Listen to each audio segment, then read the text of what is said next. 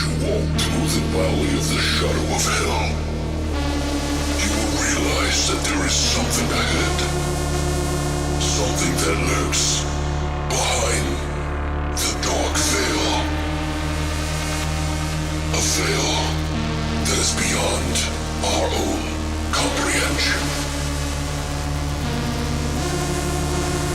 Beyond the void.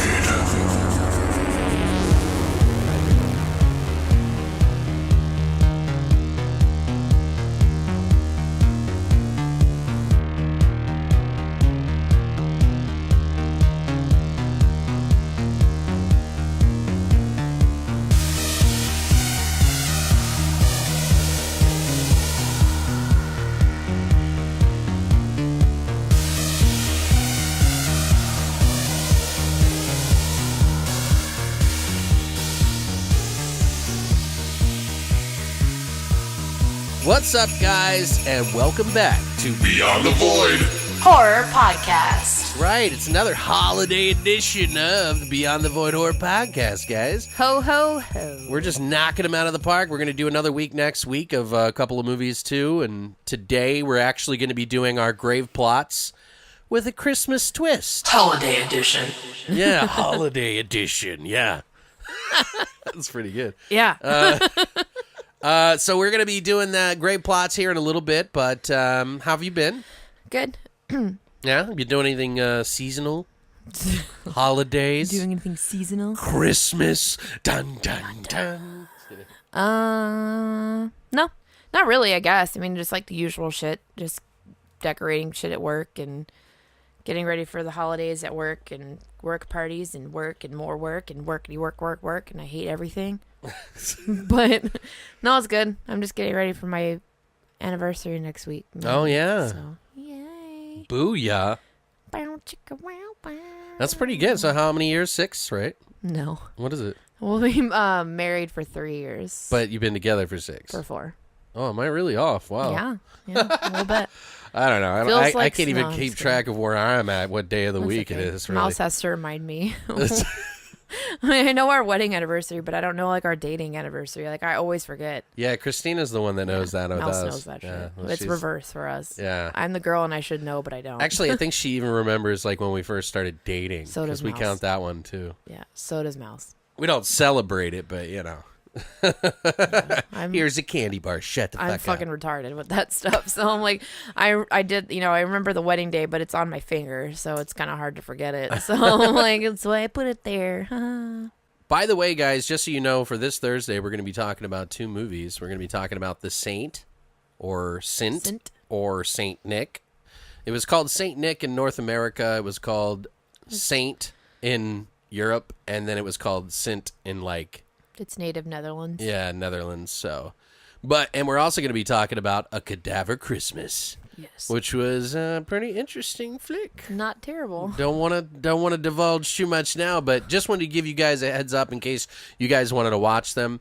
I think you have to, in order to watch the Saint movie, you actually have to type in Amazon like English dubbed After the word saint. after Saint. And then you'll find a copy. You have to rent it. That's what we had to do on Amazon. Yeah. But A Cadaver Christmas, however, is actually with Prime. So you can watch that if you have a Prime membership, or you can rent it too, or whatever. Which everybody should have a Prime membership at this point. Yeah. If you don't want to pay for it for a full year, you can get it by the month for $11. Well, they're saying like It's the guy worth who it. owns Amazon is like the richest man in the world right now. I don't know how he wouldn't be. Literally 50% of Black Friday shopping was done On Amazon. through Amazon. Yeah, this that's year. pretty insane. Which last year and like the years prior, it was not even close to that. It was like 20% or something, and this year it was 50%. Next year is probably going to be like 75. Right. Because nobody wants to deal with fucking crowds and crazy people anymore. And I It's don't true. blame them, because you can get whatever the fuck you want on Amazon, and then you get it in 2 days for free Right. because you have Prime. Right. So I feel sorry for the people who work there, but at the same time I don't, because then they get more jobs. They open Right. all these job opportunities, and we have the big fulfillment center here that a bunch of our friends That's work what I'm for. saying. We're all going to be working in warehouses, and then by that time, Yeah. then we'll all be robots. And they make pretty decent money, and it's like, it sucks that, yeah, they got to work like 50, 60 hours a week, but hey, I do that already, so. Yeah, with everything that you do, right? I fucking. I Wow. got to deal with sick people. That's the difference. Right. So I think it might be that time, Brittany. Yeah, motherfucker. Horse shot!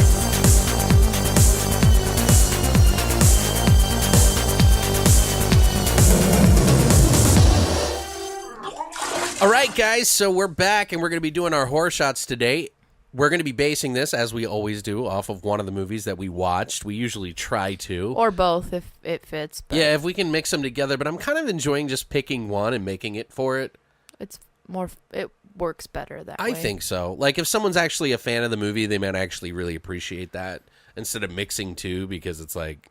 Well, Yeah. they're like, I don't like that other movie. And sometimes we literally can't think of anything else to do for the other movies, so Right. it just works out. Oh, and by God, man, you guys, the shot that we're going to be doing today, we're not looking forward to by any means. This is going to be the equivalent of the fucking Marty party shot. Yeah, pretty much. Which was I mean, fucking this awful. might, I don't know, this is stronger. This is probably going to be worse. So it's nice one of knowing the y'all. movies that we're watching is called A Cadaver's Christmas, and in the movie there's a character by the name of Tom, who's this drunk guy throughout the entire movie. And My man. without ruining it, he has a special secret flask of never-ending liquid of alcohol that he drinks throughout the entire thing. I don't know about you guys, but I can probably drink a flask in like a minute. But Yeah, that was like a big continuity issue I had with that But, story. I I was mean, like, wait, what the fuck? there's so many continuity issues because that Well, movie's yeah. so not realistic at all. But we have Tom who makes this special serum, and they don't ever divulge what is in his flask.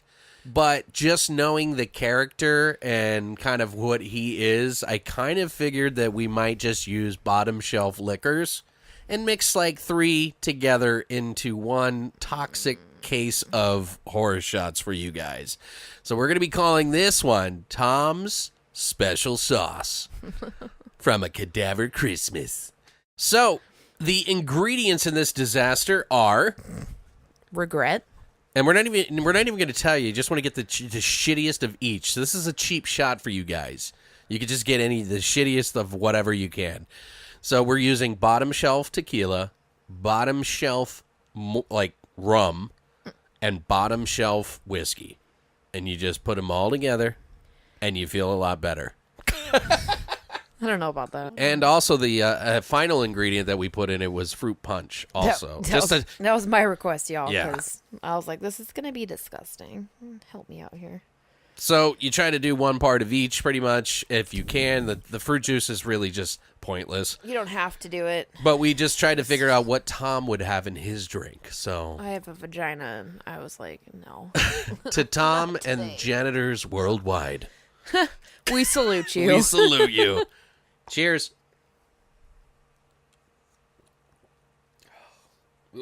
That actually wasn't bad. I didn't like it. All right, well, It wasn't that bad. I think the anticipation freaked me out a little bit. Yeah. I didn't hate it. The Marty party shot was fucking awful. I think what it is the tequila we use is more of a tequila liqueur. It's like the blue agave type. So that's what was like. That's it. Yeah. That's it. We use 3 Amigos for that, by the way, on our end. But you don't have to use 3 Amigos. Just use the bottom shelf liquors because that's how Tom would want it, guys. Do Tom right. But that's it for the horse shots. Wait, but yeah, so... Wait, do you hear that shit? Yeah, do you hear that? What the fuck is that? Fuck? It's like... Sounds like sleigh bells. Sleigh bells or some shit. Oh my God! Here's some fucking news! Here is the fucking news!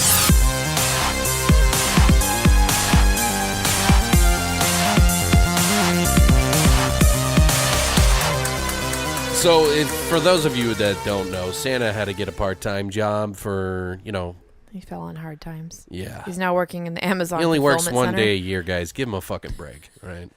He works part-time for Amazon. Yeah, he just drops packages off. Their delivery service is faster. Anyway, help Santa. I'm just kidding. Anyway, help Santa. You can find the page at GoFundMe.com. So we got some interesting news here that I wanted to bring up. Since we haven't done the news last week, we figured we'd give you a little extra this week. It's not much, but there are some pretty interesting things that have come out. One of them being a real nice looking, brand new, spanking new reboot looking trailer from Day of the Dead Bloodline. Now, it is exactly what you think it is. It is not a third part of the Day of the Dead shitty series, in my opinion, that they tried to spin off, like they did Day of the Dead 2, Day of the Dead 3, and then like it had like Ving Rhames in some of them or whatever. But I like Ving Rhames. I do too, but those movies just never got with me, those old ones. But they got a brand new one out. It's going to be about a small group of military personnel and survivalists dwelling in an underground bunker as they seek to find a cure in a world overrun with zombies. Does that sound familiar? No. Wait, I'm just kidding. Yeah, of course it fucking sounds familiar. Technically, this was not originally supposed to be a reboot, but they are technically doing a reboot of this movie. It looks like it's hitting all the same notes. They even got like a bub-like character. If you guys haven't seen the trailer yet, you should. Link is below. But it is going to be directed by Hector Hernandez Vicens, who is the writer and director of The Corpse of Anna Fritz. It's also going to be written by him and writer Lars Jacobson, who did Baby Blues in 2008. Also writer Mark Tondere, who also did Hush. He wrote and directed that movie, which is actually pretty good. The release date for this is going to be January 5th, 2018. So what did you think of the trailer, though? I had a big old fat lady boner like the entire time watching it. It looks gory. I was literally sitting here like, oh my God, yes. Yes! Now, the acting doesn't look like, the acting Oscar winning. Kind of subpar, at maybe a little better than subpar. Better, yeah, but, probably. A lot of times I don't really give a fuck about that when like the action and the gore is decent. And the effects in this, just based off of the trailer, I am just jizz-worthy over it. Yeah, it's very Holy splattery, pukey, fucking gory. It looks amazing. One of the things I did notice that didn't make a lot of sense to me is it was nighttime. In a lot of this, in like probably like 60% of the movie. Yeah. I mean, although, they're in a bunker, Yeah, so you're not not really... be. But there's like at least a part where there's like overtaking the bunker at night. And I was like, why? Yeah. The whole point is it's Day of the Dead. But regardless of that, minor gripes aside, it looks really cool, guys. It does look really cool. I'm excited. It looks like a bloody good time. January 5th is going to be a date, by the way, guys, that you're going to mark on your calendar for a lot of fucking good horror stuff, by the way. Also, there is... going to be coming out a brand new Blu-ray transfer, 2K transfer of a very popular 1984 nuclear war movie, which is called Threads, that came out on the BBC in the UK. And man, apparently this movie scared the ever-living piss out of people back in the day because that was a very real threat. Nuclear war, duck and cover, like the whole thing, we thought we were going to war with somebody because nuclear war or nuclear weapons were being made. And so everybody was worried. It was like high tension. But they got this new transfer out. It's a movie I've never seen. But what did you think of the trailer after watching the Blu-ray trailer? I had never even heard of the movie, and I'm genuinely upset that I haven't because I want to watch it. It looks incredible, and it looks heartbreaking and terrifying, and especially now because we're right back in the same situation from back then, we're probably facing that same reality. They mention that, yeah. And they do, and I'm like, fuck, you're right. Like, that's fucking frightening. Right. One of the things I really like that he says in the trailer is something I always think about when it comes to that, is that the scary thing about nuclear war isn't what happens during it. I mean, that is scary. That's like initial impact, but how society deteriorates and how they handle the situation after the math. Right, it's people's reactions. So this movie in particular deals with before, during, and after, and like the whole de-evolution of society and like how they deal with it. And it really did scare a lot of people. To give you guys kind of an idea on what it's going to feature, they're going to have audio commentary with director Mick Jackson, moderated by film writer Keir LaJanice, and Severin Films' David Gregory. Severin Films is going to be putting this out, by the way, and you can actually get 2 different versions right now. You can pre-order the regular version, or you can get a lenticular cover, which has like the cover or the exploding cover with like the nuclear bomb going off in the background. I kind of want to get the lenticular. Yeah. They also have an audition for the Apocalypse. It's an interview with actress Karen Meager. Shooting the Annihilation, an interview with the director of photography, Andrew Dunn. Destruction Designer, interview with production designer Christopher Robillard. Interview with film writer Stephen Thrower, and a U.S. trailer. And that's going to be coming out January 30th, 2018. So if you want to jump on the lenticular, I wouldn't wait, guys. Like, by the time you hear this, It might be gone. something I've learned about Severin Films is they don't bring their shit back out all the time. You know what I mean? I learned that mistake when I wanted to get the Guinea Pig series. Oh, shit. Yeah. And I can't get it anymore. And I want it so bad. Also in the news, you guys might have heard us talk about the old book that everybody and the kids used to love because it was scary stories to tell in the dark. It's my favorite. That's my other tattoo sleeve on my right leg. Right, and the artwork in that is just so amazing. Stephen Gamble artwork. If you guys also remember, there was a lot of like controversy around the reissue of the book because they didn't include some of the artwork. No, And they redid all of it. They repurposed all of the original artwork from Stephen Gamble, and they tried to kid it up to make it child appropriate. I didn't know they had artwork. I thought there was none. Night Wow. and day, god fucking awful difference, and I was pissed. Right. I would be too, and a lot of people were. In fact, it got such a Rightfully big so. hype, they redid the book again and brought back Stephen Gamble's They just stuff. They just recently re-released them again. And those are actually really affordable. I think it was like $8 or some Per shit. book, yeah. Yeah, it was like You get the series ridiculous. for like $35, I think. It's less than that, I think. I think it was like 20. Probably. Well, Anyway. for paperback versions, yeah. Aside from that, though, they're going to be doing a movie. We've mentioned this in the past before, and it was supposed to be Guillermo del Toro that was going to do it, who is an ultra fan. He has a lot of like 10 copies of the original book that he just loves, and he was supposed to do it, but I guess they just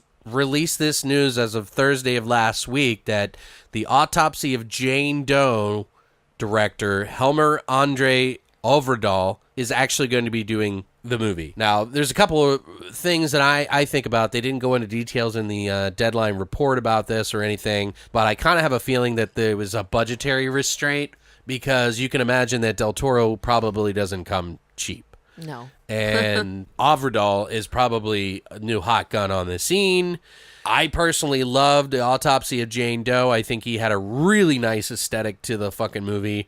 It was genuinely intense and creepy in a lot of moments, and I think he might be a really good choice for this. So it's not all fucking sadness, but I do feel bad for Del Toro. That's 2 movies now that he's been shit on a little bit. Like Hellboy 3 isn't coming out, now this, and he also didn't get to do At the Mountains of Madness. But I've heard part of the reason that he didn't do the At the Mountains of Madness, though, is because it wasn't going to be an R rating. That's fair. I agree. Like, That's fair. You're not going to do a fucking H.P. Lovecraft fucking story and then turn it into some fucking PG-13 bullshit. I would pass that up as a director, too, if I couldn't have my way with an Right. R rating. Because there's so much extra that you get with that R rating that you don't have to pull back. Yeah. So I understand that. And I feel like for this, it's most likely because I highly doubt that he would have passed up this opportunity unless that there's a big reason behind it. Well, and I because certainly... and knowing how much he loves this series Right. and how like excited he was, like even talking about the potential of doing it. Like, Right. So there's got to be a reason. I'll sure we'll find out more about that and we'll report to you as soon as we hear anything about it. Also in the news, looks like January 5th is, like I mentioned before, is the date to be looking out for on the calendar as the movie that I've been really super excited about and I've mentioned on the podcast before, Devil's Gate, is going to be releasing on January 5th. So I'm super excited about that. If you guys have not heard of this movie, the original trailer, I think, does it better justice. I think the second one explains a little too much, more than you really need to know. I think that the first trailer was like gold, and I don't know what the fuck they were thinking about the second one, because now it's just like, oh, it's aliens. Like, they're just like, it's aliens, and it's kind of like over the top a little bit and stuff. But I still think it looks like a really good movie. It's essentially about Milo Ventimiglia from the show The Divide and Amanda Schull of Sci-Fi's 12 Monkeys. They basically are doing a creature feature, which had its world premiere at the Tribeca Film Festival. A new trailer has been released, has a lot of practical effects, creature effects, and Javier Botet is going to be in the film doing all the like contortionist stuff, which is really cool. He was in like It, Mama, Record, The Conjuring 2, Alien Covenant. He's really good at character acting, like the bringing to life that shit. But it's going to be on VOD January 5th, 2018. You can find a link to the information below and a trailer in that as well. I urge you to go check that out. The film's going to be basically about a small town where an FBI agent played by Schull comes to investigate the missing wife and son of a local rancher played by Ventimiglia, and they find her husband, or they find this guy, and they think that he's like kidnapped or murdered or done something with his family, and really there's a much darker thing, and they've trapped an alien essentially, or some creature in the basement, and E.T.'s friends come to find him essentially. E.T.'s friends. And they ain't fucking carrying Reese's Pieces, motherfuckers. All right, so God damn it. E.T. kill home. E.T. kill you, motherfucker. Right. And some other really more saddening news for those who are Troma fans in some regards. You probably heard, apparently back in 2010, they've been trying to do a reboot of The Toxic Avenger, and they wanted to do a family-friendly PG-13 version of this. Yeah, which is stupid. They were talking about that years ago. Yeah, but that's so fucking dumb. I know. Leave it the fuck alone. Interesting news is that apparently Kevin Smith was asked to do the movie as the director, and Kevin Smith had some pretty vocal things to say about it in a nice way, of course. He wasn't a complete asshole about it, but I can totally understand what he's thinking. And for those of you that haven't heard this story, I'll go ahead and read some of his remarks. Apparently, he mentioned on one of his recent episodes of Fat Man on Batman, where...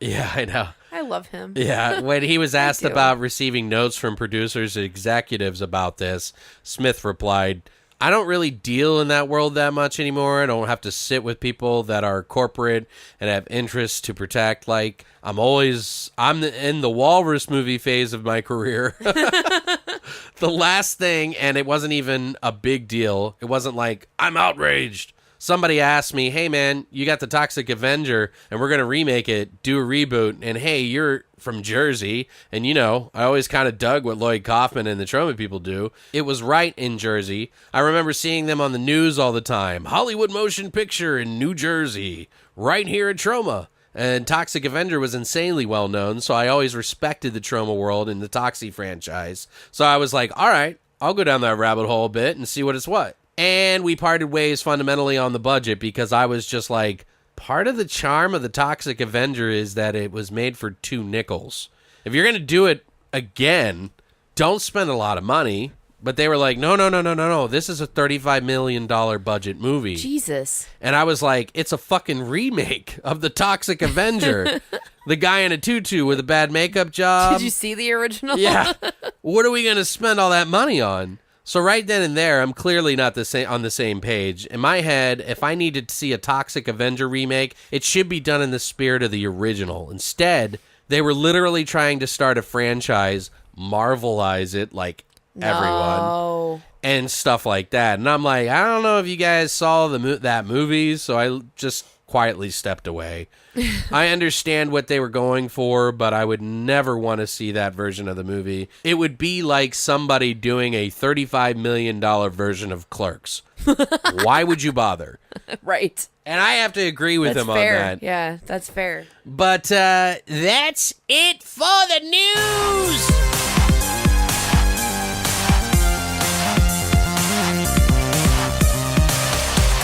All right, guys. Now it's time for us to make up a new movie with our GravePlots. That's right, where we make up a movie on the spot, guys. So if you're new to this, you're going to want to stick around because I don't know what the fuck's going to happen. But let's get started with GravePlots right now.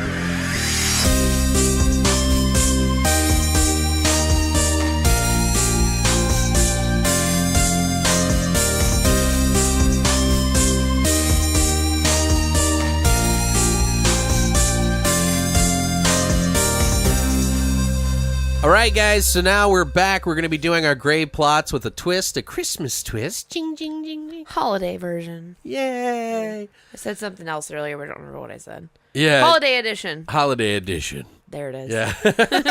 So we don't know the name of the title of this episode even yet. We're going to be pulling it out of a cup. We've got kind of a twist here, okay? So one, Brittany came up with the idea that we should name the titles of the movies Christmas-themed. As well, I had suggested that we just make up movie titles and then twist it into a Christmas story somehow.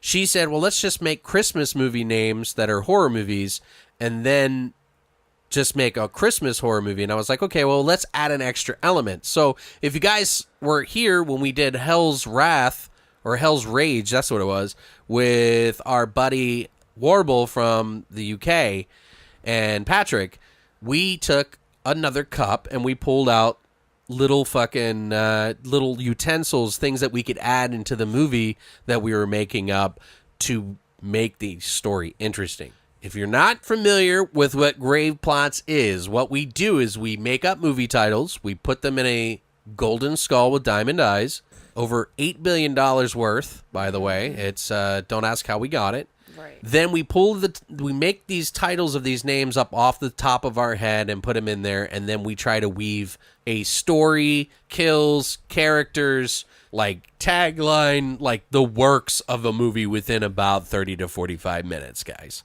And then we make a cover for it, which is always a huge undertaking by me. Because I spend like hours on it. But forever. Hey, I'm learning Photoshop as I go.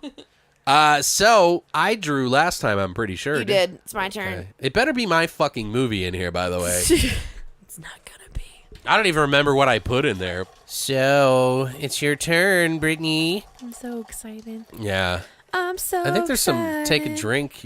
And I just can't hide. There's a couple take a drinks in there. I know. I got 2 of them in a row last time I picked them. They're nasty. They're like, take a drink, you fucking bitch.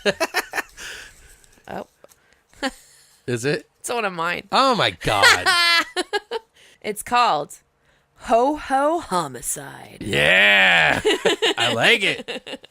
Okay. See, that was a good idea, Brittany. Oh, do I pick the implements of horror? We're going to pick them as we go. As we go. Okay. So we're going to... How do we do it? Like for each kill that we're going to do... So this is the way it works, guys. While we're telling the story and we figure out who's going to die... Like if we'll like as we kill people off and after we come up with a story, because I got to come up with a story first. So we have a implements of terror that we're going to be pulling from, and will be just random things that are involving Christmas items. So for Ho Homicide, I know that Brittany doesn't get to talk. She doesn't get to interrupt what this story is going to be about. You say this like I do this all the time. I never interrupt you. No, I have to tell her because she's really bad at that. No, I'm kidding. You. I was at first. I'm not anymore. No, I kid. I get excited. So, Ho Homicide, I mean, it sounds like kind of a typical name in a way. Sounds like, a guy gets dressed up as a Santa and kills people. And somehow, right? I mean, I know that sounds kind of ridiculous, but we can put a different spin on it to make it a little darker. You know what I mean? Ooh, I got it. I'm ready. I don't know if this has been done before either. It'd be interesting. What if there is some sort of event that happens? Now, it could be like a supernatural event. Could be contagion. Like aliens. Maybe there's like a convention for Santas or something like that. I'm sure there is. And so, like, think of it this way. Like, what if only Santa Clauses, people that dress up as Santa Clauses, are affected by this disease or by whatever it is that turns them? Do you know what I mean? Holy shit. Not a disease. It doesn't have to be a disease. We've done that a lot. Like some supernatural event that causes all Santas to be affected somehow. When you put on the suit, sorry. Right. Like maybe, yeah, like I don't know how what would start it, but I feel like it'd be kind of interesting if like people that were Santas became crazy and then we figure out what it is at some point. Do you know what I mean? Just yes. And like anybody that's dressed up as Santa. So it could be like people at a work party. It could be like people at a, like some little girl who's dressed up in school or. Sorry. For Santa Arky, we do Santa Arky every year in Phoenix. Oh, really? What is that? I don't know. It's like a fucking pub crawl. Everybody dresses as Santa. Oh, wow. It's fucking excellent. Well, this would be, I don't know if it would be a pub crawl type thing, but I think it'd be kind of interesting if somehow some supernatural event that happens, and maybe it even like affects like mannequins that are wearing it and like weird shit like that too. I mean, we get That'd be cool. The whole the spectrum of it is shebang. be kind of interesting, right? Mm-hmm. So, continue. Do you like that? No, I like that. Okay. Yeah. I think that's cool. Well, add to it then. Well, so how are we going to do it? We should follow probably like the lives of maybe 3 teenagers. Santas? No, I think it should be like adults. I don't Maybe think one teenager. we don't need to follow. We don't have to follow Santas. I think they should be just the product. Okay. I mean, it kind of sounds like we're doing rare exports in a way, but it's not. It's like people that are getting changed somehow. Yeah. Well, if we no. So they're not like this. They're not like the rare exports elves thing. You know what I mean? Yeah. No, it's not even remotely the same thing. Okay. Go ahead. I don't think it is. I just think that we should have like 3. Like I like your 3 character idea. I'm just saying like maybe this should be just teenagers that are not Santas, just not involved with that. One of the main characters I think should be one of the Santa characters, though, to watch their like it through their eyes. Okay. In a way, like that'll add a different element to it and different depth. I feel like so you can have 2 like sub character types of like a group of teenagers and maybe like an office party setting or something. Okay. That you follow and like somehow the stories will all like tend to like weave together, and then there should be like, let's call him Bruce. Bruce will be like a guy who dresses up as a mall Santa every year, like that's his job. So he's one of the 3 people you're saying? He's one of the 3 people that you follow. Okay. So you can have 3 like main characters. You can have Bruce is the main character, one of the main characters, and he's a Santa that is a Santa at a mall every year. He's so you're saying each of the 3 characters are going to be mall Santas? No. Oh, okay. I was like, don't do that. No, just one. Just Okay. him. I feel like we need to have one directly that impacted connects. character. Right. That's going to be a Santa that it's affected. Because you'll get to watch it through a different perspective, through his eyes, how he sees it, versus how outside people perceive the situation. Okay. See what I'm saying? Okay, sure. So it'll be kind of like a weird back and forth like placement. Okay. A lot of cool camera tricking shit. I don't know. Okay. It's cool. Sure. I think that. What are the other 2 people? Maybe a teenager, college kid. Okay, so we got Bruce, who is he dresses up as Santa for what? He's a part-time mall Santa. Okay. That's his part-time job for the holidays. And he just does it to get away from his wife. Or sure. Something like that. Some typical thing. Yeah. It's just extra money for the holidays. Do they have to be teenagers? They don't even need to be teenagers, right? I didn't want him to be a teenager. I wanted him to be an adult. So we'll say actual he's adult. like in his 30s then. Yeah, 30s, 40s. Even And then the older. other 2 is a girl and a guy. I feel like the girl could be office party girl. Maybe like it's her office party, Christmas party that she's at, where she encounters her thing with a Santa, and then it's like a teenage boy that's on break, for college or whatever, or high school, and he goes to a party, and that's where his encounter is with their little. And they Santa. somehow all meet up in some point. At some, they could have some point or. However we want to do it, however it would work better. If we don't feel like tying them all in together, I feel like it could be like an anthology that follows. Well, because these Bruce, 3 people they in wouldn't get different to know elements. Bruce because if it affects all of the people who are Santas. That's why I think it as an anthology would work better, to kind of follow 3 different stories, but they're all in the same. It's all the same concept, all the same idea, but it's seen through 3 different perspectives. Okay. I mean, we could bounce it off. Or you could do one of them as a child, I just not want even to call a it teen. an anthology because it just sounds bad. Do you know what I mean? Well, Like, you it don't could just even be a have to do that, movie that, you know what I mean? Yeah, well, you don't even have to do it as that. I mean, I'm just saying, like, 3 different storyline perspectives, so you can see it from sure. this 3 different person's view. characters, yeah. One of them could even be a kid instead of Okay. a teenager, an actual child, like a child's viewpoint, Okay. which would be an interesting twist. So maybe there's 4 characters. I think 3 is good. We don't have to do 4. Why not? Fuck it, okay. Because Bruce is going to die. So really, there's no point in even... He's gonna do a lot of killing before he dies. Like, his character is so insignificant, they're not even really going to meet up with him. So we need another person. Bruce isn't insignificant. Well, Bruce is going to already get changed. So he's going to be like, there's no conversation. He's just going to be a wild man, right? Yeah, but it'll be cool to watch what he does. Sure, but he'll be like one of the first people you see. Yeah, that's fine. But We I can do mean, a I don't- So we can do our 4th character. He'll be a kid. Right. A child. So it'll be a kid that like a 19-year-old teenager, 20-something, and this Bruce guy who's like 30-something. Yeah. Okay. So now we kind of got to figure out what this thing that causes these people to change, because that's going to determine whether it happens sporadically, all at once, like otherwise it's going to be hard to build that story. Do you understand what I mean? Yeah, I do. So like how do we spin that out? Because I feel like we have to come up with that. Is it a satanic thing? Like a typical, like stereotypical? Maybe someone plays a like holiday record backwards, an old one from the like 1940s or 50s. It's like some fucking like opens a portal of like Santa demons. yeah. Maybe they like maybe it's like some Bing Crosby. I'm dreaming of a white Christmas. Like they play the record backwards. It's like this one special edition that they get. You know what I mean? Like I just think it'd be funny. Maybe it's at like a radio station, and then they play it and they broadcast it out on like the major Christmas station. That's how all these people hear it. Oh, now see that makes more sense. So that's how that's how all these people get involved in it. Like that's how it actually affect everybody. So anybody who was listening to this Christmas station, which is the town's Christmas station where they play Christmas music, so everyone heard it. Okay, it's on an AM station too, Yeah. because that's where they get the best Right. Christmas stuff. But only the people that wear the Santa suits are affected, because that's part of the lyric or the spell right, from the album. Okay, that's Or the kind of song. cool. Well, maybe it doesn't have to be like. Maybe we can work on that a little bit better. Maybe there's like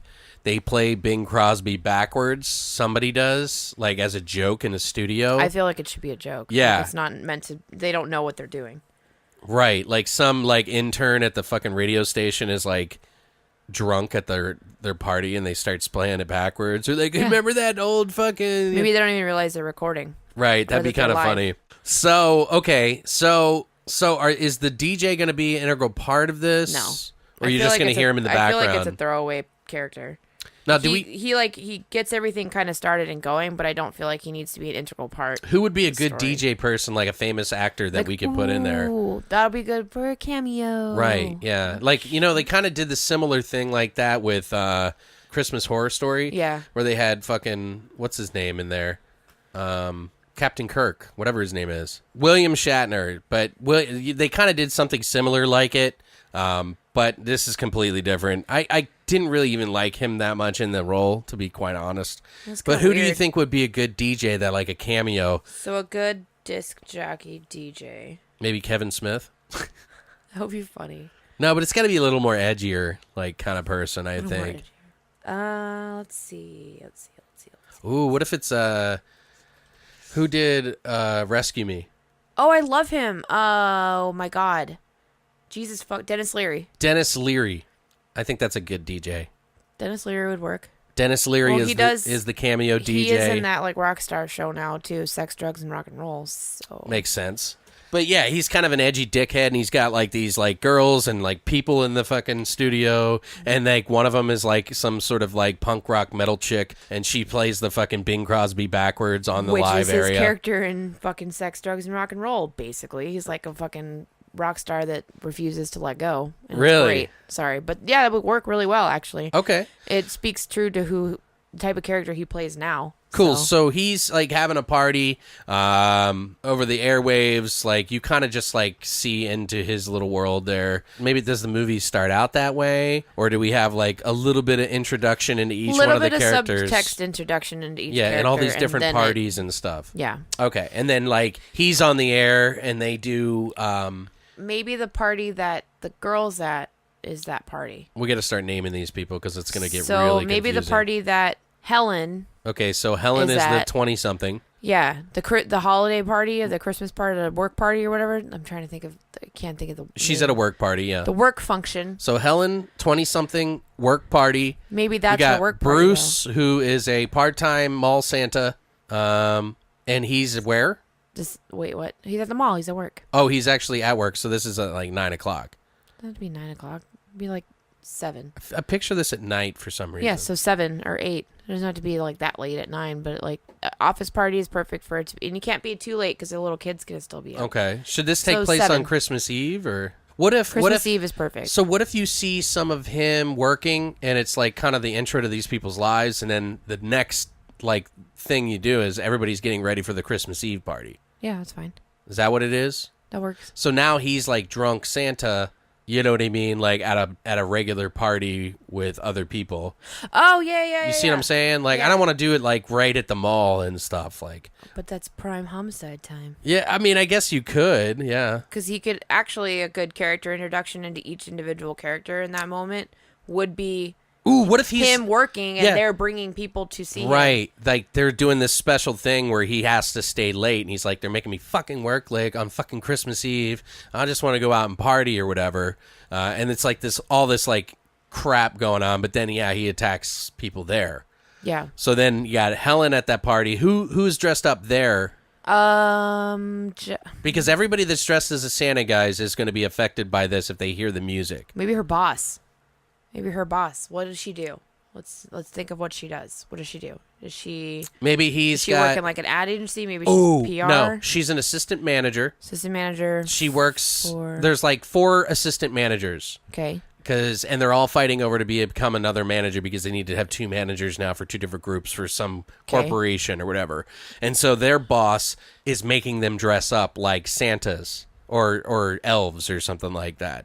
And he makes all the like upper guys dress up in Santas. So it's all their bosses and all of them are dicks. Okay. Do you know what I mean? Like, or really annoying. Right. You know, just like overly too much, and she's kind of like whatever. So that's how so there's like 4 of her bosses, 4 assistant managers, and they're all fighting for that 5th slot maybe for a new manager. Do you see what I'm saying? That works. So there's that kind of tension with the elves, you know, because he makes the assistant managers dress up that way. That's cute. I think it's funny. At the office party. It's just kind of annoying. Yeah. That's good. It's good tension. But they have to because they all are fighting to get, you know, and maybe one of them like goes all out, like dresses up like an elf, like really, look at the fucking pointy ears, like ridiculous, like paints their nails like with like candy cane colors. He's and like basically elf. Yeah, what I think it'd be kind of funny if he's like a little bit flamboyant, a little bit like one of them is, and he's just kind of like you ever seen what's that show Superstore?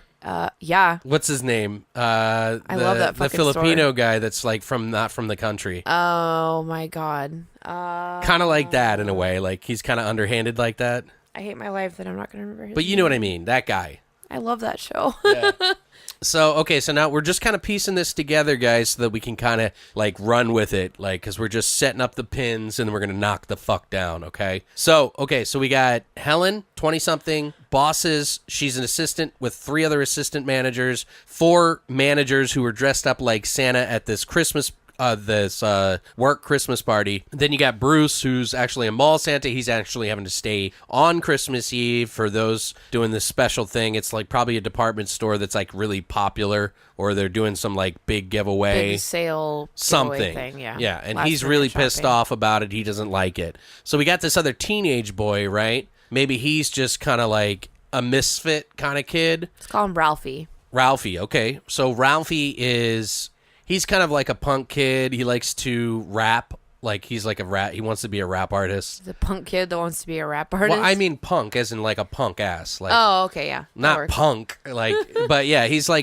just like wants to be like, he rates music in his spare time, and he's kind of like, not everybody likes him, and he's always trying to push his mixes on people, but people don't like it. So he's like Eminem. But he's actually kind of talented, but nobody listens to him because he's not cool enough, kind of thing. Yeah. I don't know. I just think it kind of be funny like that. Like, it's fine. And okay, so he like tries to crash some party just out of high school. He's trying to make his music career, and like that's what he wanted to do since he was 16. He's been working on that, and he goes to this party to crash it. Maybe he's got this hots for this one girl that's going to be there, and like some people are just drunk and like disorderly at the party. Like one like jock guy that picks on him a little bit is like dressed up in a Santa outfit, but like without a shirt underneath, and he's like all pectorals. Ripped. Yeah, like ripped.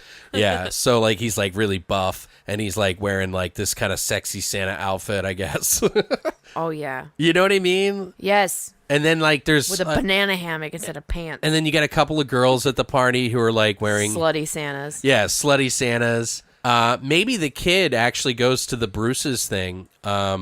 Maybe that kid, that little kid that we're talking about. What's the kid's name? Charlie. Ralphie is Ralphie. the rap artist. Yeah. Teenager. He's like 19, 20, something like that. Yeah. Then we got Charlie is at the mall with his family. He's 7. And he's like super into Christmas. But his parents aren't, and he has some brothers and sisters that are with him that are a little bit older than him, and he's like the young runt, and like they pick on him because he still believes in Santa, and he like ignores his family and stuff, and they're like really dysfunctional, you know? Yes. And like he's really excited to go see Santa, and that's when shit goes wrong there. But somehow that kid escapes. Maybe his family gets murdered or something in that process too. What do you think? Works for me. All right, so we got it set up. Now, the only other person, we got Dennis Leary. I kind of feel like Bruce should be the age of that guy who's in Anchorman that says, whammy! I fucking love this. I like that guy. I don't know why. The sports broadcaster? Right, he's just like a douchey kind of guy, you know? I kind of feel like he would be a good part. What do you guys think that are listening? I agree. I think it'd be kind of fun. Who else? I want Bruce to be older, or... like, that's how I feel about it, but, like, that age. Okay, yeah, whatever age. That's what I was trying to, like, get at earlier, but yeah. I want him to be, like, late 40s, like, early 50s, like, okay. age. I feel like is good. So the radio DJ, we'll call him Hammer and Hank, whatever, and he's Dennis Leary, essentially. Maybe at the party that they're having at that thing, he's like, I got to just pop on every so often, and he just kind of turns the music up, and like his side music where they're playing like metal and shit, like Christmas metal. And then like it'd be funny, like he turns down the thing, but then some girls like doing coke off one of the records or something like that, and then she starts spinning it around and like laughing, and then you hear it, and all of a sudden you start to see people who are listening to it in the mall. They got this thing playing everywhere, and like all these things start happening. You see like the Santa on the corner who's asking for money, like he starts changing and chasing, just little segments here and there that we can add. Yeah, like quote unquote off camera type moments. What happens to them? Like, what would be the side effect of this Bing Crosby record being played backwards? I feel like it should just be like a quick snap of like rage. I feel like it should like make them shudder a little bit, so they're kind of struggling and they don't realize it's happening. I don't want it to be instant. I want it to be like some kid sitting on Bruce's lap. Maybe it seems like he just pops them or something. You know what I mean? Like throws them off. Yeah. Not hits them, but like I think. Like, no. I think it would be funny if he was just like holding on to him and the kid starts screaming. Oh, and he pops his head off, and you just see blood squirt up. Yeah, you don't see the kid getting killed. You just Well, I like that better. Do you know what I mean? Like yes. I think that would be kind of funny, and then everybody screams and panics. Yes. And then he looks down and doesn't realize it, and then maybe his eyes change a little bit, and like he bleeds out of his nose. And he doesn't even realize his eyes need to turn red. Right. And then you even, like, I would think it would be kind of interesting if you, like, had drunken Santa cam, because he's drinking while he's there, but he's kind of, like, while he's sitting there and he's stumbling around he's like losing himself. Yeah. You kind of see like through his eyes stumbling around. I totally want Bruce to be a drunk. So right. I think it'd be interesting because he's already drunk and he's changing. So just seeing the blurriness and maybe the outer rims of the camera shot start to get red. Yes. So it like looks like it's bloodshot. Yes. This is why I want his perspective. Yeah. It would be so cool. just for a couple of kills, like seeing him like go after people. Yeah, he can be the first one you kill off. It's fine. Right. Well, I think it'd be kind of interesting to see little things in the street happening. You know what I mean? I agree. Little sub stuff of panhandlers or... It's got to happen a couple of times, whatever, I think. Other Santas that are off work or something. Right. So which one should be the first kill? Well, we already killed a kid. That's the first one. So should we pull out the implements as well? For the next one? Well, we'll see. Maybe if it fits, we'll put it in there. If it doesn't, it'll be the next one. Okay. If it fits, I sits. I'm going to pull it out. Well, it's not going to fit for the kid, him popping the kid. Yeah, the kid popping has got to be in there somehow. I think that should be the first one. Okay, so we have Xmas Vacation Eggnog Cup. Okay, I feel like this should go to the boss at Helen's work. Agreed. He is just like, he only drinks from that no matter what it is. Mm-hmm. And it's got to be eggnog in it. And spiked eggnog. So somehow this cup kills him or somebody else. I want it to kill him. I think it would be great. Yeah, I want it to kill him. It has to kill him. It's like a big... Because he's like the worst. And it's like a really big one, asshole. too. So I think that it needs to be, it's like a big full-on size fucking coffee, like that one. And for those of you that don't know what we're talking about, if you've ever seen the movie National Lampoon's Christmas Vacation, Chevy Chase has these little Marty the Moose fucking eggnog cups where he dips it in. It's got 2 antlers and it's a moose looking thing and it's a clear cup and you just, put eggnog in it and drink, It's in the Christmas Vacation movie. If you haven't seen that, shame on you. Anyways. Go fuck yourself. So maybe he has like an extra big one that's kind of like a coffee mug. Or like a beer. Maybe, yeah. That might be kind of funny. Yeah. Yeah. Oh, I had this one made. This is special. Yeah.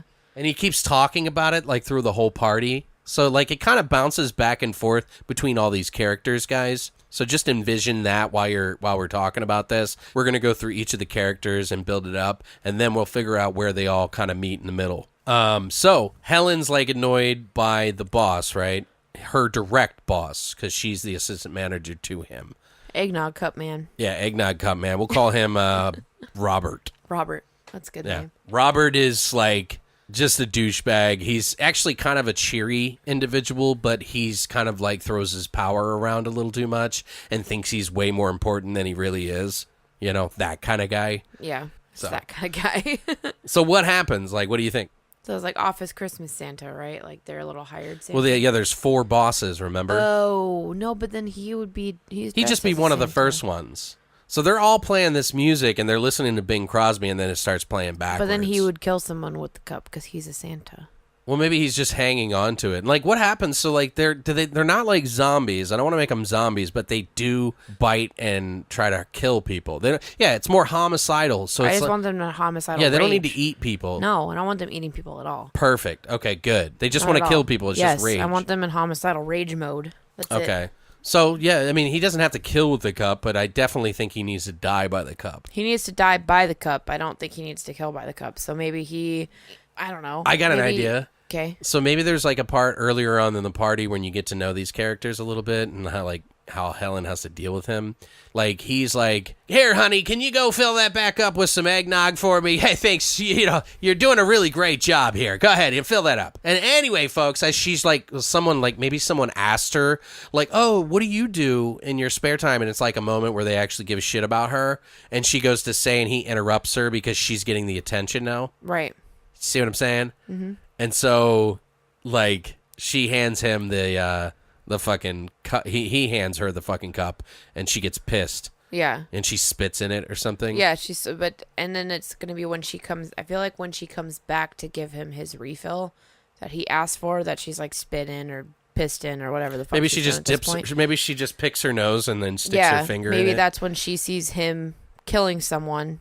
Maybe just like choking someone out in the office. And then she kills him with the cup, and that's her initial like, because he comes after her, and that's all she has in her hands.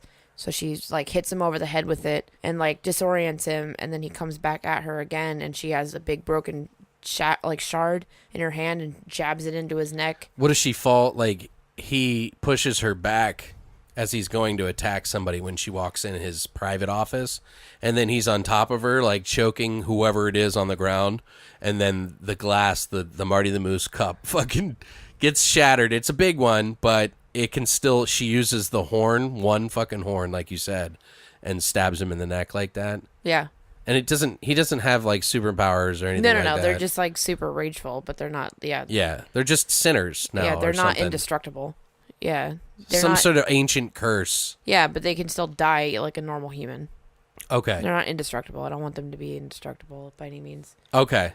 I feel like they should, like, anyway, like, they should be you could aggressive. kill them in a normal way that you would kill somebody that's, like, attacking you, but they're just overly aggressive. Right, and they're crazy. So they just see red, specifically, like, they just want to harm everything in front of them, but there's no rhyme or reason for it. That's what they want to do. Okay. But you can still kill them, like, if you shot them in the head, they would die. He might bite somebody out of, like, anger, but not to eat them. No, yeah, I don't even want them to bite people, because I feel like that seems too, like, zombie-esque. Right, okay. Which we don't want to do with this story, because I don't think that's okay, so I got it. So, the music's playing the Bing Crosby song, and she's like, you know, she's really annoyed, and she, like, sticks her finger in his drink or whatever, and, like, you know, whatever she does, she, like, picks something out of her teeth and, like, sticks her finger in his drink and stirs it, you know, and then she just flicks it, you know, and then she's like, oh, I got your drink, and as she's walking in his private office, he's, like, on top of somebody, and he's, like, bashing their head, like, he actually does kill somebody, and he's, like, smashing their head, and then he just pops their neck, like, and just, like, twists their head off, and then he just holds their head up and is, like, drinking, like, the blood as he's, like, screaming, and she's like, hey, here's your, what the fuck? Yeah. And then he throws the head back, it kind of hits her, she falls back, breaks the cup, And then he lunges at her. and then he turns around after drinking the blood and starts to come at her, and she just jams it right in his eye, neck, or... Jugular. Yeah, kind of like that. Maybe she stabs him like 4 times in the neck, and then once one good time in the face and Like- the eye. Yeah, ends it through the eye socket. Yeah, it works for Right. me. I like it. As Meanwhile, he's bleeding out from his jugular veins. Right. So Meanwhile, much blood. Meanwhile, there's another guy, one of the assistants, the jerky one, or maybe just another one who's just kind of annoying. And he or she is just standing there while this all happens, and she sees Helen kill him. And she's like, like maybe she says something either annoying or nasty or something like that. And Helen looks at her like, what, really? And then you see one of the other managers like fucking full on tackle her right in front of the door. Like, you don't see it. You just see her looking out of the office, and you see that one just like screaming. Just charge her into a fucking desk. That'd be sweet. Like, it just smashes everywhere. Like, that would be kind of cool. That would be cool. Then it cuts to like more mayhem elsewhere. You see what I'm saying? Yeah. We just bounce it around a little bit. Yep. Okay, so what about the teenage kid? He's like a rapper or something. Well, he's a wannabe rapper. Yeah. Okay, so he's trying to go to this. He wants to try and like sneak into this party that this chick that he likes. Right. We're gonna call her Rebecca. He likes this girl named Becky. It's a college school. It's got to be college party. Yeah. So it's a college party. He's in high school. Well, he right? just got out of high school, but he's not in college. Okay, so he just graduated, but he's not in college yet. So he's trying to bust into this college party. He's got this chick that he likes named Becky. He wants to give her his mixtape. Right, yeah. So he goes to this party, and he sneaks in through the back door, and he's trying to like blend in or whatever, you know, just kind of like trying to vibe off these people and not be noticed that he's like this kid and doesn't know anybody there, as he's looking for Becky. Right. And because he made this special mix for her. He made this special. Mixtape. He made her a mixtape. Right. How cute. He's like, I gotta get this bitch my mixtape. He's a rapper, so he's not respectful. Yo, you But you fine, girl. You real fine, girl. I'm gonna get you your mixtape. And he's like white as fuck, so he's gonna look like an idiot. But so I feel like there should be a couple of the college boys, jockey dudes that are dressed up as slutty Santas, and then right. there's some girls dressed up as slutty Santas or slutty wife of Santa or whatever, Mrs. Right. Claus as well. So he comes into this party, and maybe he just walks into pure mayhem, or maybe not I don't even think. mayhem. I think Maybe just like well, dead I think we bodies need to everywhere. get used to some of the characters at that party, so it makes more significance when they kill or die. Okay, so he walks in like in the back, like so maybe like the back entry of the backyard. Oh, it's got to be the back entry, does it? Yeah. So he walks into the back door, and it's the backyard, and there's some people in like the hot tub or jacuzzi Right. or whatever, and there's some people just standing around on the grass like drinking. Everybody's drinking. There's some people doing like keg stands and regular bullshit they do at college parties. But like all the mayhem's going on inside, but no one really knows about it yet because the music's really loud, so they can't hear anybody screaming. Okay. Just because all the slutty Santas are inside the house. Well, but before we get to the killing part, though, like I know, you know what I mean? Like I feel like that one of the fucking jockey types like checks him into the pool, or, you know, it's got to be some sort of aggression so that when that guy starts killing people and he eventually dies, you see what I'm saying?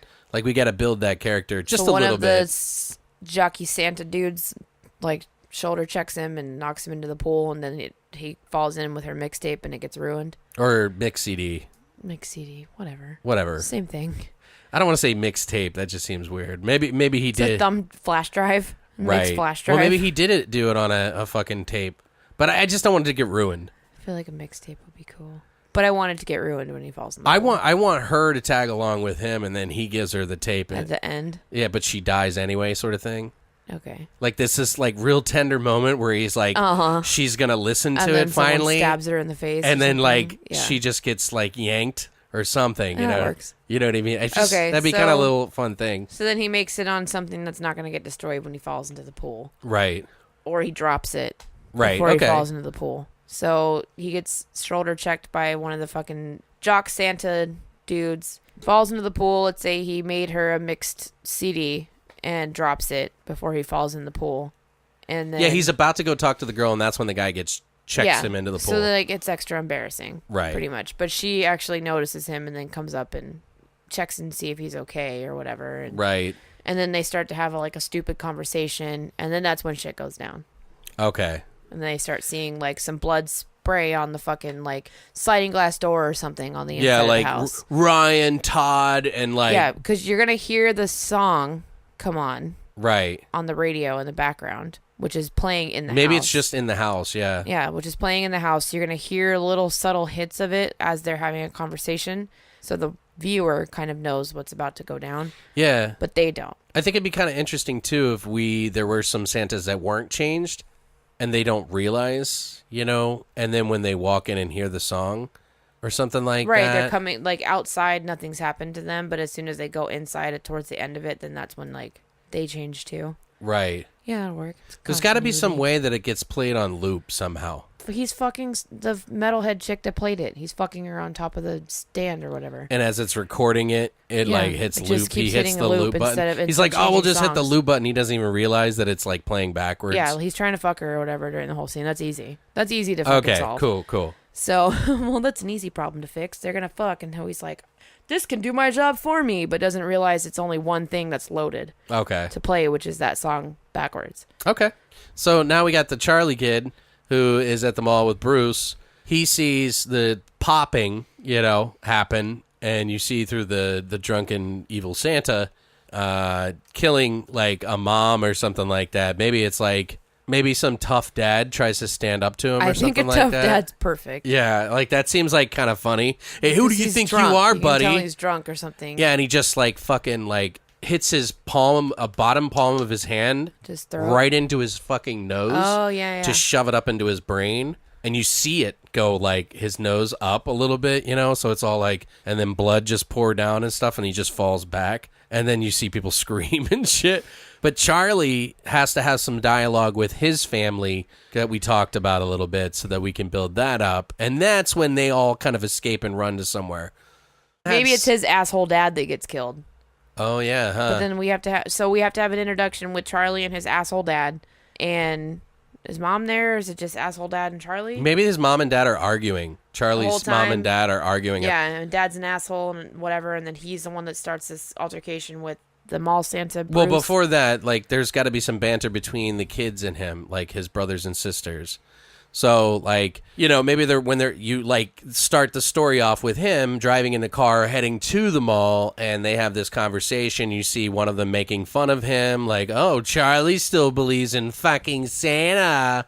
Watch your language, you little bastard. You know, like the mom and dad. They're arguing in the front while the kids are sitting in the back. He's got like an older sister and an older brother. We'll call her Tamara and Stewie.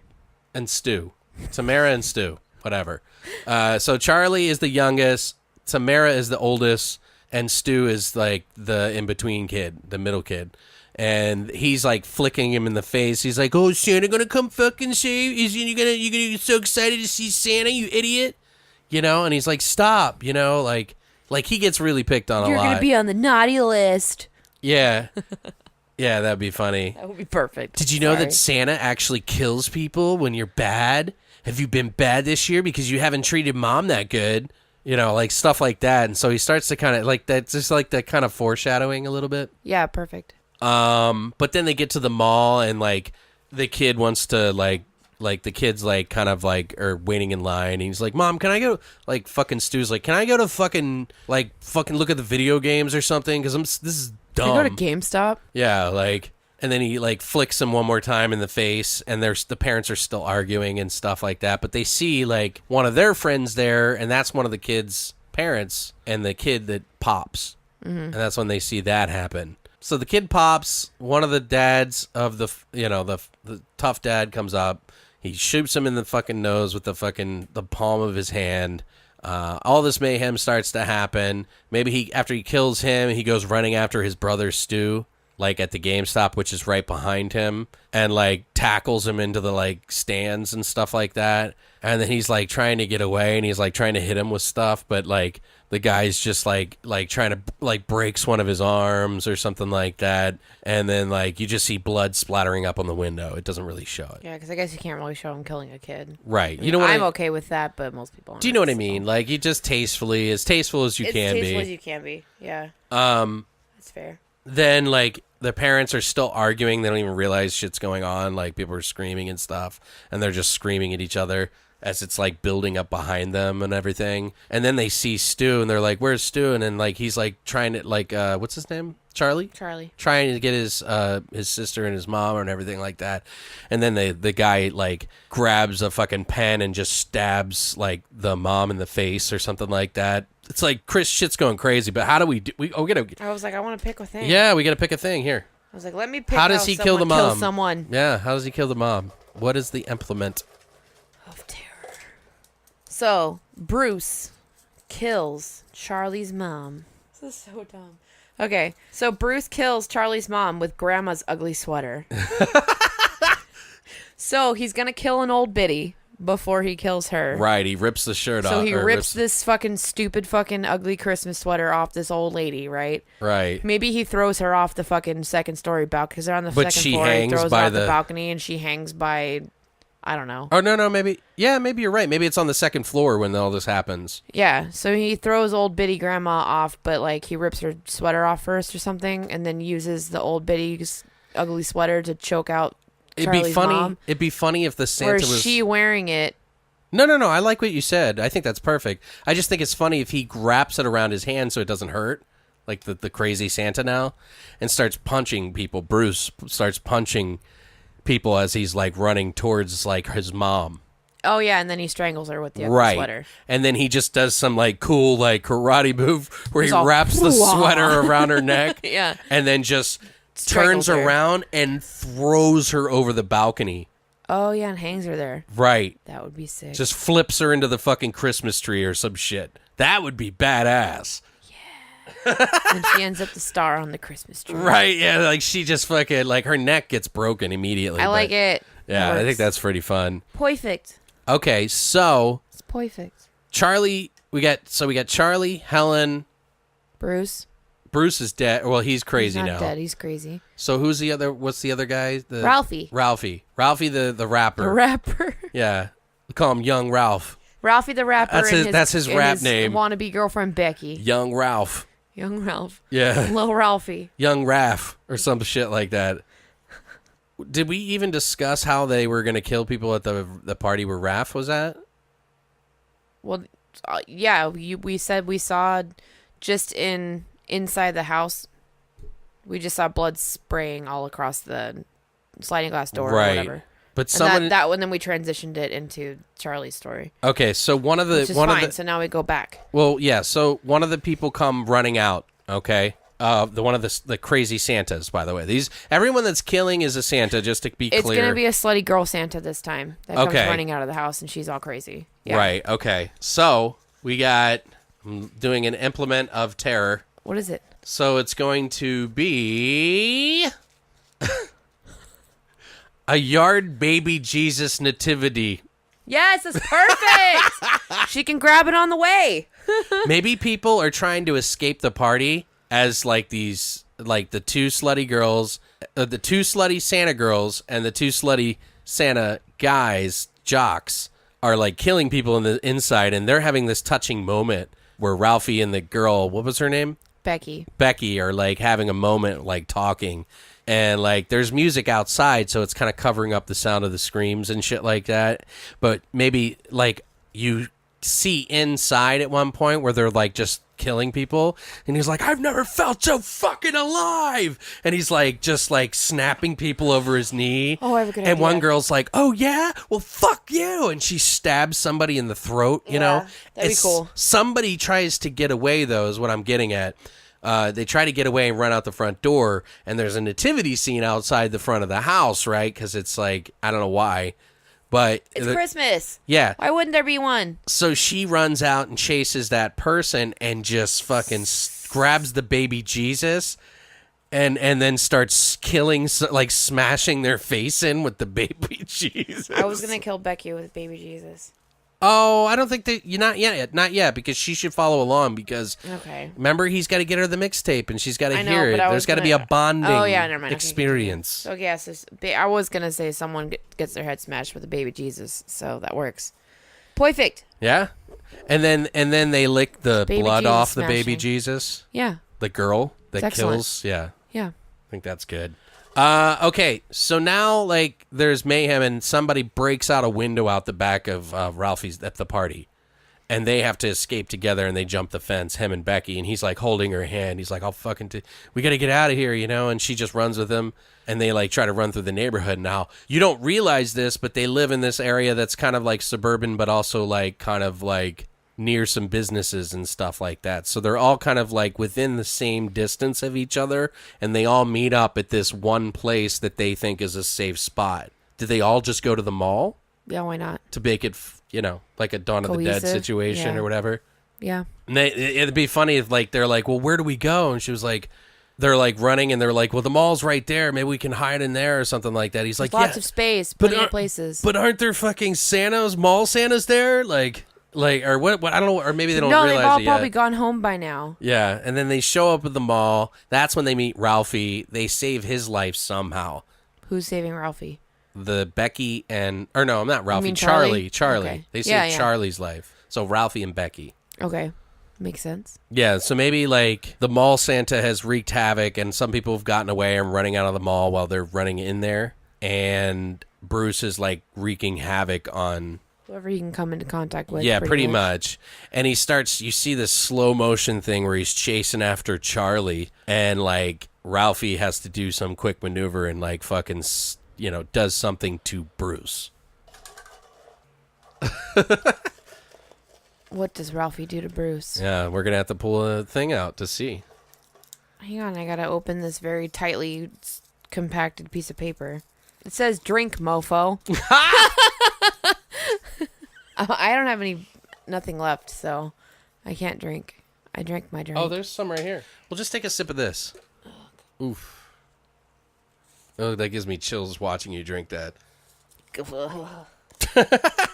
So draw another one.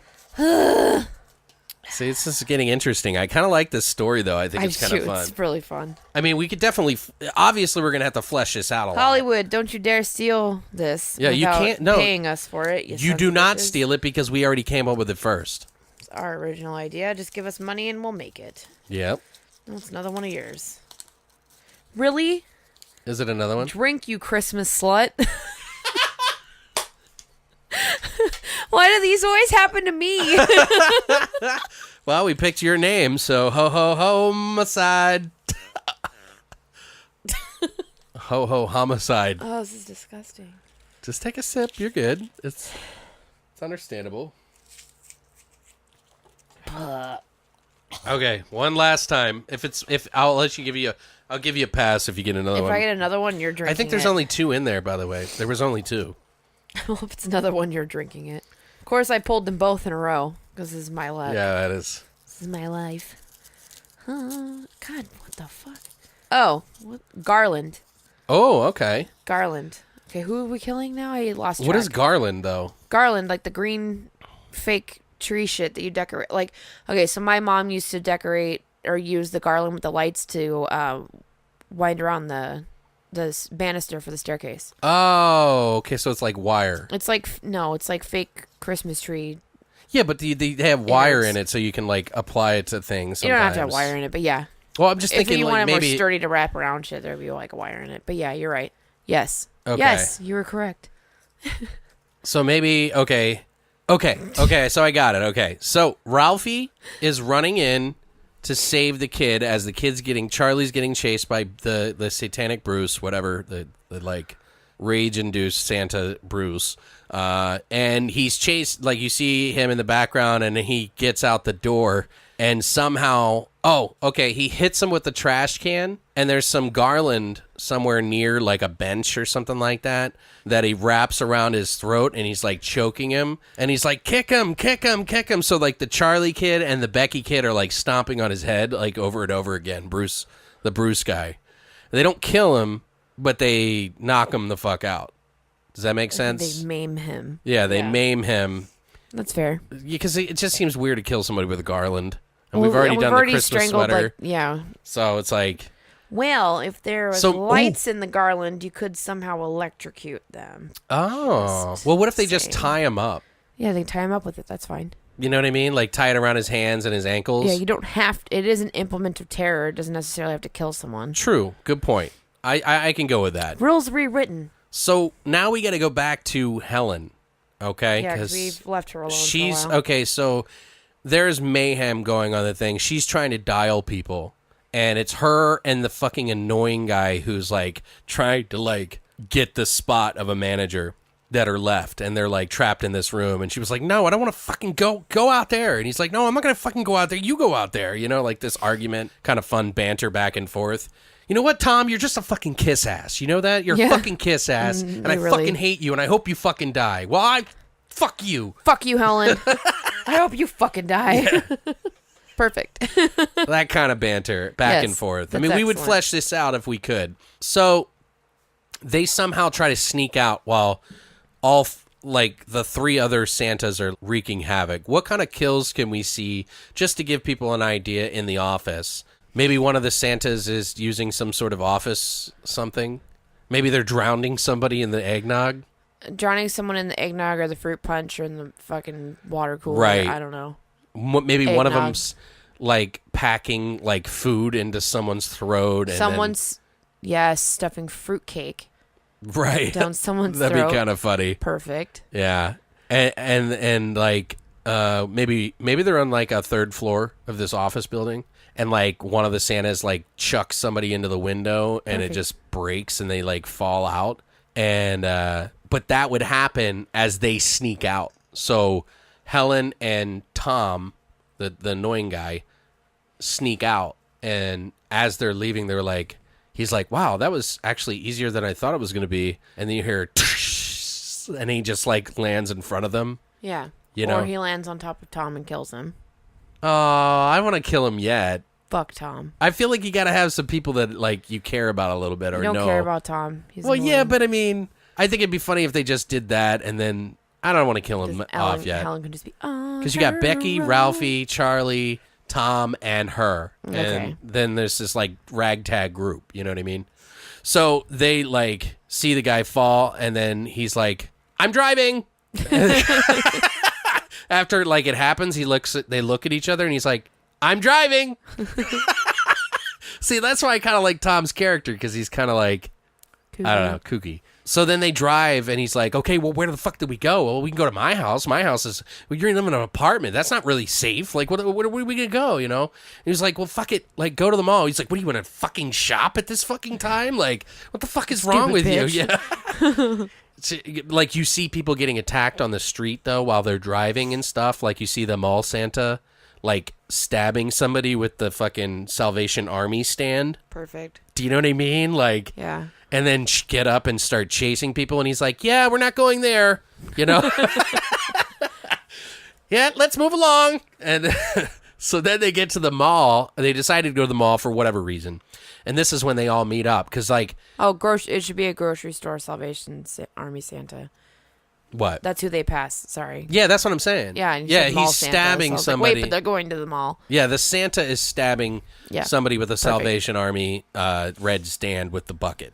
And all the change is falling out while he's stabbing him and stuff. That's awesome. Yeah, we're not going there. Let's keep going. Yeah. Yeah, never mind. We're not going to my house. And then, so then they go to the mall, and that's when they kind of meet up with Ralphie, Charlie, and Becky. So it's Tom, Helen, Charlie, Ralphie, and Becky. What happens at this point in time? Maybe they hear the music of the Christmas music in the parking lot. Yeah, and it's the same song they've been and it's hearing playing for like 2 backwards, hours. and it's like repeating. It's like skipping or something. Mm-hmm. Like you keep hearing the same thing. So then they think, like, maybe there's something about, like, maybe we can get help at the radio station or whatever. So they go to the, you know, the TROK, you know, the Truck 107. Truck 107. You know what I mean? Like, whatever the fuck, KRTP, you know, whatever the fuck. In Cincinnati. Of course it's Ohio. WKRP in Cincinnati. Perfect. Anyway, so I kind of feel like this is a West Coast town, just because you got a little bit more of a mixture of stuff. But it's in, like, kind of the nicer, like, I don't know, upper northern California style. You know what I mean? I don't know what it would be. But anyway, so they go to the mall. But what happens now? So, like, they all meet up. And then somebody comes to the conclusion that maybe we should go to the radio station and get help. Mm-hmm. Because they keep hearing it playing. He's like, what the fuck? What are they playing record backwards? He's like, oh, maybe they're all Satans. You know, maybe they're all satanic. And like, Ralphie's like, maybe they're all satanic. I don't know. He's like, that's the stupidest fucking thing I've ever heard. Mm-hmm. Like, who would ever believe that? Then you get a Santa that runs by and yells, "Hail Satan!" before they kill someone. Right. So... For my Lord and Savior, Satan So they Christ. make this, like, trip to go to the radio station. This is their beacon of hope. But on the way there is, like, a gaggle of fucking crazy Santas that have been affected by this music. It's like surrounded by Santas. That's like their fucking... Oh, they go to a supply store. Or where would a large gaggle of Santas be? Where would a large gaggle of Santas be?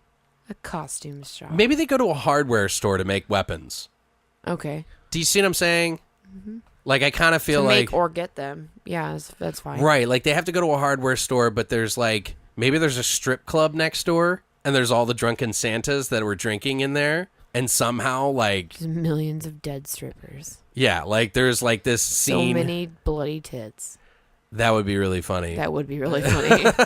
But all these drunken Santas are, like, in there, and they pile out, and they're, like, attacking.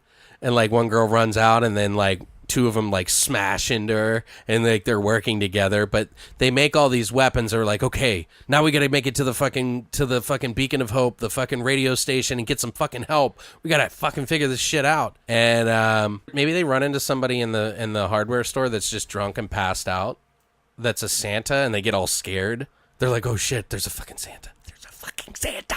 There's a fucking Santa. Helen, fucking Santa. Helen. You know, like, whatever the fuck, you know, and then he's like, and they're about ready to fucking smack him over the head, and he's like, hey, what the fuck? You know, like, it's just some drunk guy passed out in the store. Yeah. In the hardware store. Or in the back, or wherever the fuck they find him. And then he kind of tags along, but gets killed, or, like, changes outside when they hear the fucking music on the loudspeakers. Yeah, because I'm like, there has to be a constant connection to the Right, music. that's when they figure it out. Yeah, because he's fine outside of the store where there's no music. Ooh, what if there's a bunch of drunk Santas in the strip club? They wouldn't be playing the music in the strip club.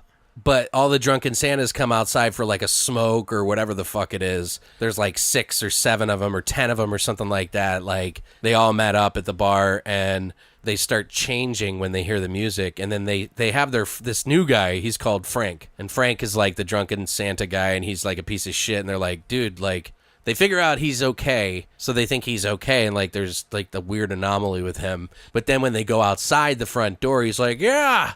You guys are all right. Like, and he starts freaking out. And then they have to beat him down. And then they're like, holy shit, dude, that was so close. And they're like high-fiving and shit and walk around the corner. And that's when you see the Santas. Because you'll see them like in front of the hardware store and to the left, you'll see the Santas outside smoking and them changing while this is all happening. And then they walk around the corner. And that's when they see all 10 Santas, like, and they see them and they tilt their head and they're like, oh, fuck. So what do they get in a car? Do they fight them? Or it'd be kind of fun if they fought them a little bit. I think they should fight them. They should have to. Maybe they get in a truck and, like, they find keys to a truck or something like that. That could work. And all the Santas are chasing them and some of them are hanging on the back and they're, like, fighting them. And here you go.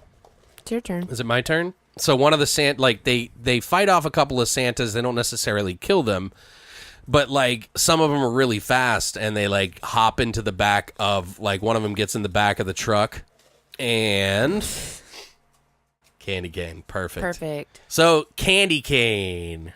So maybe the kid's like sucking on a candy cane and like Ralphie pulls out the candy cane and somehow jabs it. Starts stabbing the Santa like over and over again. Yeah, because when you suck on a candy cane, the one end gets like super sharply pointy. Right. So. Yeah, that'd be kind of fun. So maybe he just stabs it in the eye of the Santa as he's like, maybe the Santa's got like a pole from the fucking like some outside thing and he's getting ready, trying to swing it on him and stuff. And then he just stabs him right in the eye. And then the guy just kind of falls off the back of the truck and skids on the ground and rolls. And Charlie's going to be like, my candy cane. Right. He's 7, so he's going to cry about it. Right. So they go, okay, so now we got to figure this. They're like, whoever's driving. So maybe it's Tom driving and Helen in the front and Becky and Charlie and Ralphie are in the back of the truck.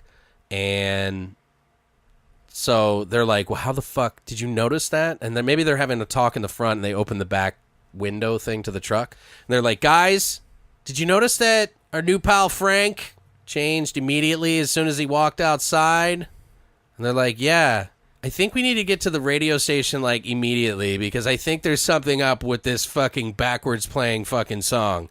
Like something's up. So they figure that out. They get to the place. They got their weapons and shit, you know. I think it would be kind of interesting if like when they show up, like Dennis Leary and he's like making out with some girl or banging her or whatever, and they have no clue what's going on. You know what I mean? Mm-hmm. And maybe it's like this radio tower, like a really tall building where they record on the top floor or whatever. So they make it up, they make their way up there, and they bust in. He's like, "Hey, what the fuck? Private fucking party, man! Like, what the fuck? I ain't signing autographs today. Like, chill the fuck out." And then they like fucking smash the record and they all hug and they think it's like over, you know. They're like, it's over, like we stopped it. And then they go outside to like have a victory, some sort of like smoke or whatever, and they're having this conversation about what happened to Dennis Leary or whatever, and they go into the top of the roof, and when they look over they see just like hundreds of Santas like surrounding the building, and that's the end of the movie. But we didn't kill Becky. Oh fuck, you're right. So moment. maybe on the way to the radio station, yeah, they have to get gas or something. But how's she gonna listen to the mixtape?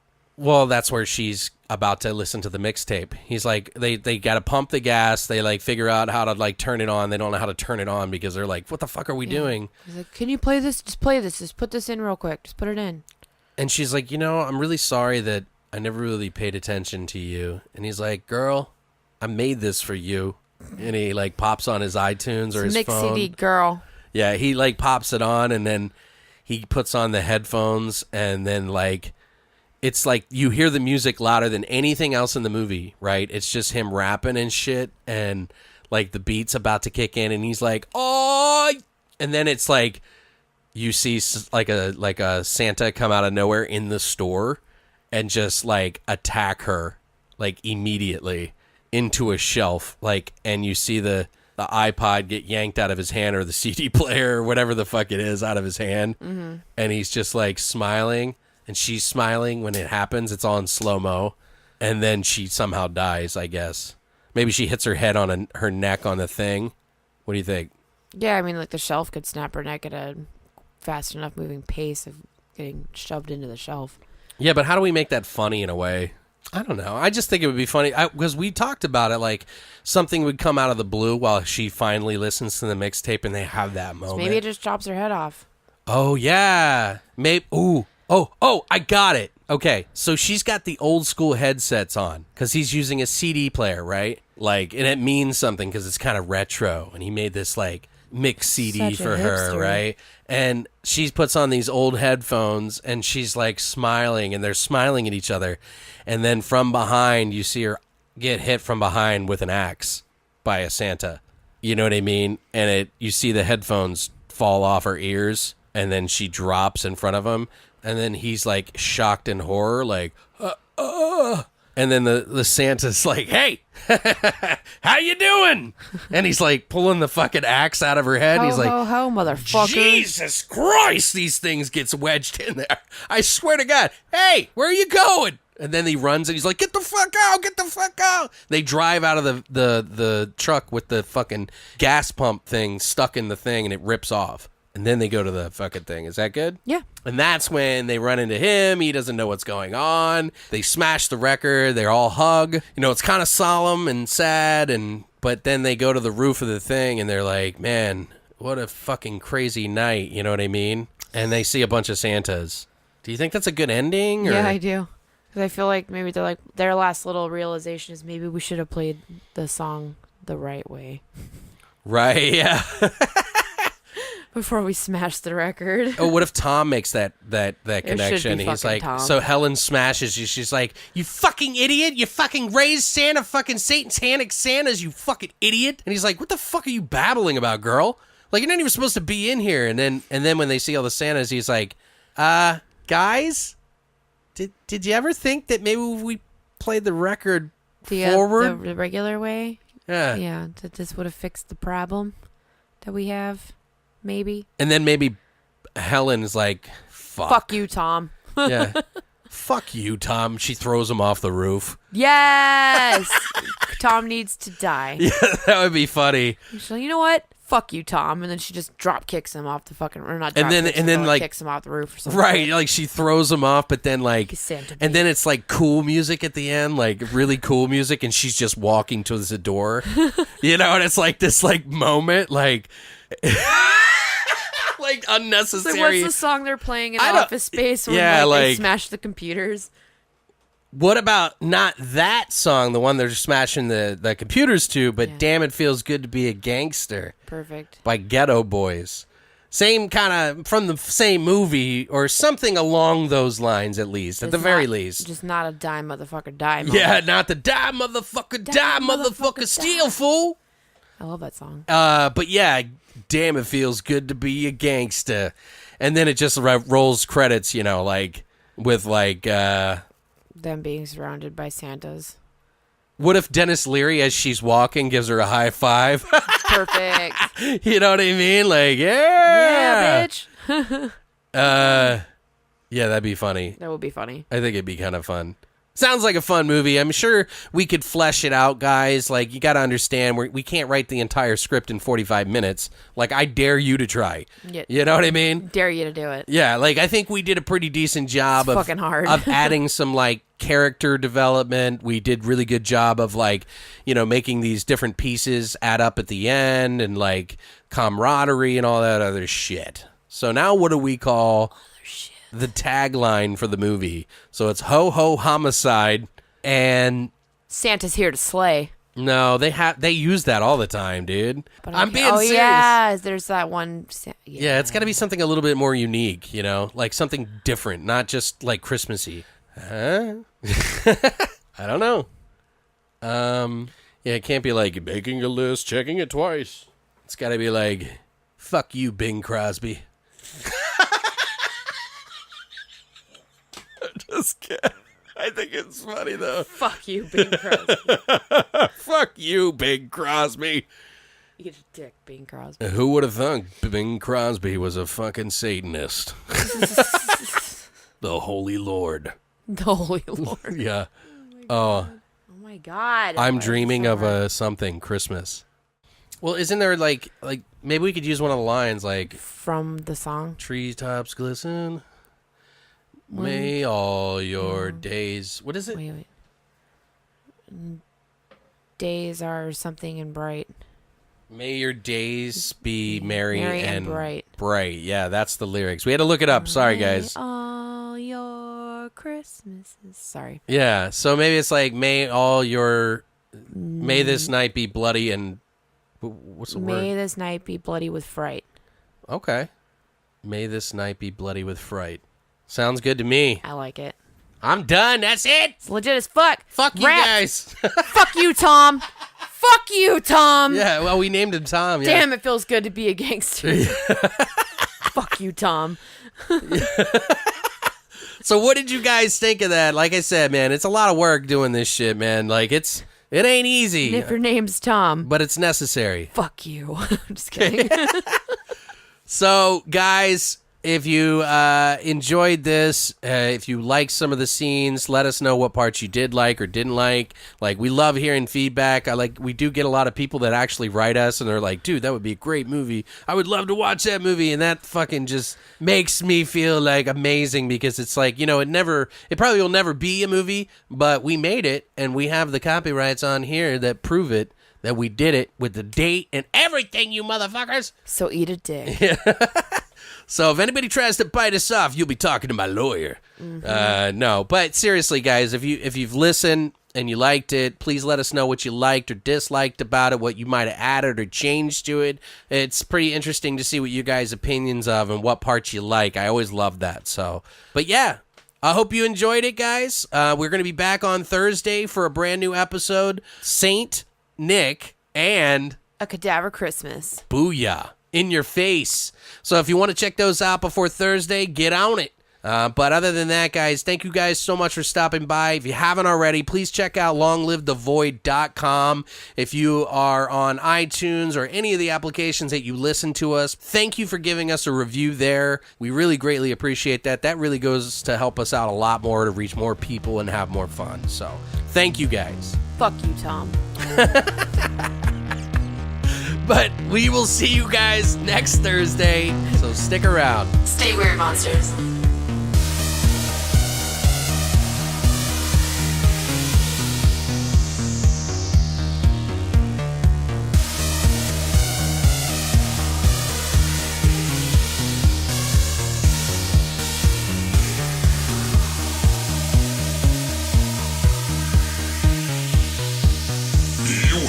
Listening to Beyond the Void Horror Podcast. Tune in this Thursday for part 2 of Saint and a Cadaver Christmas.